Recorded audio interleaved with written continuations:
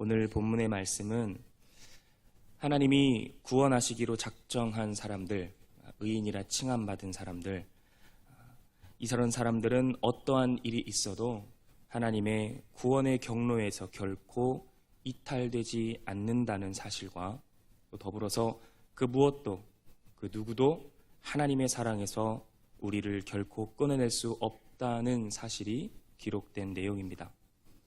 어제 본문 말씀의 결론이 무엇이었습니까? 하나님을 사랑하는 사람들을 하나님께서는 부르셔서 의롭다 칭해 주시고 영화롭게 해주신다. 네 글자로 뭐라 그랬죠? 이신득의. 믿음으로 의롭게 해주신다. 자, 이어서 오늘 31절에 보면 그런즉 하나님이 그렇게 해주시니 그런즉 하나님이 이루시는 구원의 경륜에 대해서 우리가 무슨 말을 할 수 있겠습니까? 하나님이 우리를 위해서 그렇게 해주신다는데 누가 우리를 대적할 수 있겠습니까? 사단은 어떻게 해서든지 우리를 구원받지 못하게 합니다. 그래서 성도의 삶을 힘들게 하고 괴롭게 해서 주님을 떠나가게 만들고 신앙생활을 방해하고 주님과의 관계를 끊으려고 계속 유혹합니다. 우는 사자와 같이 늘 우리를 집어삼키려고 한다. 그런데 그런 상황 속에서도 하나님께서 우리를 사랑하셔서 구원하시기로 작정하셨기 때문에 사단의 권세가 우리를 대적한다 할지라도 성도들은 하나님의 사랑에서 절대로 끊어질 수 없다. 이 말입니다. 그러면 하나님의 말씀에 대한 증거가 뭐냐? 32절에 보니까 자기 아들을 아끼지 아니하시고 모든 사람을 위하여 내어주셨다. 하나님 우리를 사랑하시는 그 증거로 독생자 예수를 내어주셨다. 자, 누구를 위해서 내어주셨습니까? 모든 사람을 위해서. 당시 유대인들은 이방인들이 절대로 구원받을 수 없다고 생각했죠. 또 구원받아서도 안 된다고 생각했습니다. 왜 그럴까요? 아브라함의 혈통이 아니기 때문에 그렇죠. 유대인들이 가진 생각이 무엇이었습니까? 하나님은 누구를 택했어요? 온 세상 모든 사람들 중에서도 아브라함을 선택했어요. 아브라함을 선택하셨기 때문에 하나님께서 구원하시기로 예정된 사람은 아브라함과 그의 혈통, 그의 후손들이라는 거죠. 그래서 아브라함의 자손이어야 하고 율법을 가지고 있는 이스라엘의 백성과 또 이스라엘 백성들의 후손들인 이 유대인들만이 구원을 받을 수 있다고 믿었던 게 유대인들이었습니다. 그런데 하나님은 독생자 예수를 보내주셨는데 유대인 생각에는 자기들만 위해서 이 땅에 와야 되는데 누구를 위해서 이 땅에 오셨다? 모든 사람을 위해서 오셨다는 거예요. 유대인이든 이방인이든 모든 사람을 위하여 내어주셨다는 것을 바울은 특히나 이 유대계 그리스도인들, 유대인이었다가 예수를 믿어서 교회에 나온 이 유대계 그리스도인들을 향해서 강력하게 설명하고 있는 겁니다. 32절 하반절에 보면 이렇게까지 자기 아들을 아끼지 아니하시고 모든 사람을 위해서 아들을 내어주셨는데 그렇게 해주셨는데 어찌 그 아들과 함께 모든 것을 우리에게 주시지 않겠느냐. 유대인, 이방인 상관없이 하나님은 모든 사람들에게 예수를 내어주셨다. 하물며 이제는 예수를 믿는다고 하는 우리들에게는 그 아들과 함께 모든 것을 더해 주시지 않겠느냐. 여기서 말하는 모든 것, 마치 예수 믿는 사람들은 하는 일이 모두 다 잘 돼야 되고 형통해야 되고 물론 맞는 말이지만 여기서 말하는 모든 것은 그것을 뜻하는 것이 아닙니다. 세상의 물질과 축복을 뜻하는 것이 아니라 누구와 함께 해주신대요? 아들과 함께 해주신다 그래요. 궁극적으로는 하나님이 베푸시는 구원을 의미합니다. 구원받을 수 없는 사람이 구원받을 수 있게 됐어요. 사람의 혈통, 사람의 노력에 상관없이 모든 사람에게 예수를 주셨고 그 예수를 믿음으로 의인이라 칭함을 얻어서 구원을 받을 수 있게 해주셨다라는 거예요. 이거면 우리에게 다 주신 것 아니냐? 이거면 모든 것을 다 주신 것 아니냐? 이것만으로도 하나님께서 우리를 얼마나 사랑하시는지 알지 못하겠느냐? 바울이 이렇게 이야기하고 있는 겁니다. 그래서 33절에 보면 하나님께서 우리를 이렇게까지 사랑하시는데 누가 감히 하나님께서 택하신 자들을 고발하겠느냐? 우리를 의롭다 하신 분은 바로 하나님이다. 자, 고발은 어느 때 하는 겁니까?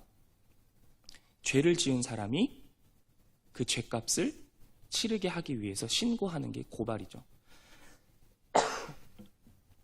우리는 죄인이기 때문에 원래는 그 죄값을 치러야 되고 죄로 인해 고발당해야 되는 사람들입니다. 구원받지 못하는 사람들인데 하나님은 우리에게 구원의 길을 열어주셨고 또 하나님을 믿어서 하나님을 사랑하면 하나님은 우리를 불러주셔서 의인이라 칭해 주신다고 했습니다. 고발당해야 되는 사람들인데 고발당하지 않는 존재로 만들어 주셨다라는 겁니다. 하나님께서 우리를 의인이라 칭해 주시면 우리의 죄가 없어집니까? 자, 예를 한번 들어보겠습니다. 제가 상대방을 때렸습니다. 무슨 죄입니까? 폭행죄죠. 폭행죄로 잡혀갔어요. 그래서 징역 1년을 선고받았습니다.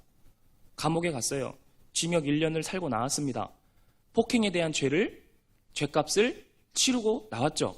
네. 폭행죄에 대한 죄값은 치르고 나왔습니다. 그러면 죄가 없어집니까? 내가 상대방을 때렸다는 사실은 없어지지 않죠. 내가 그 사람을 때린 이 사실 자체는 없어지지 않아요. 다만 때렸다는 그 죄값은 치르고 나왔죠. 그러나 때렸다는 사실은 없어지지 않습니다. 우리와 죄의 관계가 이와 같아요. 자, 죄는 반드시 죄값을 치러야 됩니다. 죄의 값은 뭡니까? 사망이죠. 죽어야 되죠. 내가 죄를 지었어요. 그러면 누가 죽어야 됩니까? 내가 죽어야 됩니다. 그래서 사람의 죄는 사람의 죽음으로만 갚을 수가 있어요. 원래는 내가 죽어야 되는데 하나님께서 예수를 보내주셔서 이 예수는 완전한 하나님이자 완전한 사람이잖아요. 그러니까 완전한 사람이기 때문에 사람의 죄값을 사람인 예수가 대신 갚았다라는 거예요. 십자가에서. 죄값은 받았습니다. 하나님께서는 우리의 죄값을 예수를 통해 받으셨기 때문에 우리를 불러주셔서 의인이라 칭할 수 있게 되었다라는 거예요. 그러나 죄값을 치렀다고 해서 죄 자체가 없어지는 것은 아니기 때문에 우리는 항상 어떤 마음으로 살아야 합니까? 우리는 의인이라 칭함을 받았지만 죄인이기에 겸손하게 살아야 되고 또 죄인이지만 의인이라 칭해 주신 하나님의 은혜에 늘 감사함으로 살아가야 하는 사람들이 바로 저와 여러분들입니다. 34절에 보면 뭐라 그럽니까? 사단의 권세는 우리의 죄를 가지고 늘 우리를 정죄하지만 이미 예수께서 죄값을 치르시고 승리하셨다. 그러니 감히 누가 우리를 정죄하리요? 예수는 십자가에서 우리를 대신해 죽으셨고 다시 살아나셨다. 죄값만 치르시고 죽어서 죄의 권세에 무릎 꿇은 것이 아니라 다시 살아나심으로 죄의 권세를 이기시고 승리하신 분이다. 그런 예수님이 지금은 뭐 하시냐? 이제 하나님 우편에서 우리를 위하여 간구하신다. 우편, 오른팔. 성경에 이렇게 기록되면 이것은 그 사람의 권능이나 능력을 상징하죠. 오른쪽, 오른팔, 권능의 오른팔. 예수님께서 아버지 하나님의 우편에 앉아 계신다는 것은 예수님이 바로 아버지 하나님의 권세를 가지고 있다는 것을 뜻합니다. 마태복음 28장에서도 예수님이 친히 이렇게 말씀하시죠. 아버지께서 하늘과 땅의 모든 권세를 내게 주셨다. 예수님은 아버지 하나님의 본체이시나 우리를 위해 이 땅에 오셨고 우리를 위해 함께 이 땅에서 살아가셨고 우리를 위해 죽으셨고 다시 우리를 위해 살아나셨습니다. 부활 승천하셔서 하나님 우편에서 우리를 위해 간구하십니다. 이렇게까지 우리를 위하시는 분이 바로 예수요. 우리를 이렇게까지 사랑하시는 분이 바로 예수라는 사실입니다. 그래서 35절에 그러니까 누가 우리를 그리스도의 사랑에서 끊을 수 있겠느냐? 환난이나 공고나 박해나 기근이나 적신이나 위험이나 칼로도 우리를 하나님의 사랑으로부터 끊어낼 수 없다. 바울 당시에 그리스도인들은 실제로 이렇게 핍박을 받았습니다. 칼로도 핍박을 받았고 예수 믿는다는 사실 하나만으로도 순교도 많이 당했습니다. 지금 저와 여러분들에게는 예수 믿는다고 해서 이런 핍박은 없죠. 그래서 35절을 지금의 상황으로 다시 한번 읽어보겠습니다. 누가 우리를 그리스도의 사랑에서 끊어낼 수 있겠습니까? 삶의 문제에서 오는 괴로움이나 나의 약함으로 괴롭힘을 당하거나 돈이 없어 가난하거나 굶주리거나 굶주려 죽기 직전의 처참한 상황이라 할지라도 우리를 예수의 사랑으로부터 절대 끊어낼 수 없다. 왜 우리를 예수의 사랑에서 끊어낼 수 없는가? 우리가 예수를 위한 것이 아니라 예수가 우리를 위해 죽으시고 부활하시고 지금도 여전히 살아계셔서 하나님 보좌 우편에서 간구하시기 때문에. 누구를 위하여? 우리를 위하여. 37절, 이 모든 일에 우리를 사랑하시는 이로 말미암아 예수로 말미암아 우리가 뭐 할 수 있다? 넉넉히 이길 수 있다. 35절에서 말하는 삶의 실질적인 문제들이 있다 할지라도 예수가 있기에 우리는 예수로 말미암아 넉넉히 이길 수 있다라는 겁니다. 바울은 믿음의 확신을 가지며 결론으로 이렇게 선포합니다. 38절, 39절. 내가 확신합니다. 성도들이여 믿음의 확신을 가지십시오.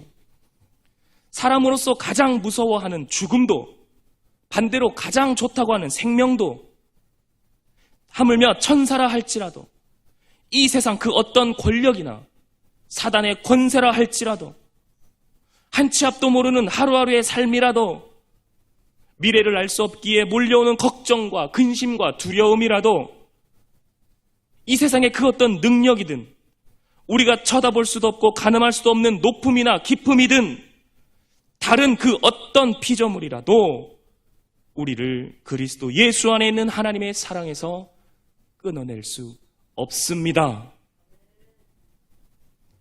말씀을 마무리하겠습니다. 하나님이 우리를 위해 주신다 말씀하셨습니다. 우리를 의롭다 하신 분은 하나님이십니다.